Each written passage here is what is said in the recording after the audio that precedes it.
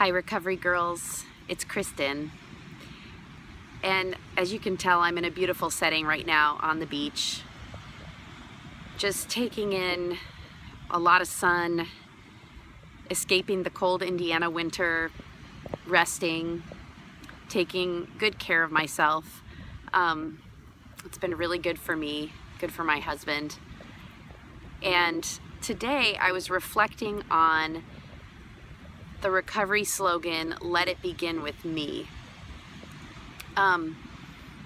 Reflecting on how much I've changed as I've worked on my own personal recovery and how that has affected and changed relationships in my life, where perhaps the other person in the relationship hasn't necessarily changed very much, but because I have changed, it completely changes the course of the relationship. And we were talking, my husband and I were talking about how that's happened for him too, as I've shared some of the recovery principles that I've learned from recovering from my own codependency. So often I want another person to change because I can zero in on all the things that they're doing wrong. And the more another recovery slogan that goes along with this is what you focus on, you get more of.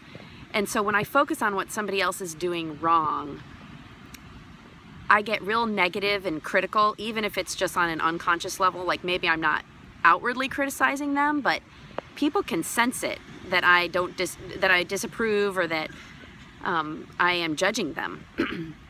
And the people in my life, especially the people closer to me, they react to that. And it tends to be that I get more of that negative thing that I'm focusing on. So the slogan again is, whatever you focus on, you get more of. And so I've seen God do some miracles in my life in some difficult relationships that they were difficult, but now they've become really sources of joy and true miracles in my life. And it's interesting how the more I focus on what I do like about these particular people, or how I do enjoy them, or what is good about them, the more I get the good stuff. So this is just a really powerful recovery principle, because if I am letting somebody else bother me, if I am focusing on what they're doing wrong, I have no power to change another person. You know, I'm powerless. Step one, I'm powerless over other people. And it causes unmanageability when I try to change them. Like sometimes I think that if I am critical or judgmental and do it in a loving, constructive way, maybe the person will change. Well, I can make suggestions to others in my life, but it's ultimately up to them whether they're going to change or not. But when I let it begin with me, and I look at maybe the things that I see in them that I actually have as negative characteristics, or even just noticing the fact that I'm being critical and judgmental, I do have some power to work on being critical and judgmental, because that's something in me that I can work through the steps and see God do a change and a miracle in me to become a more accepting or loving person instead of being critical and judgmental. And then the people around me respond to that.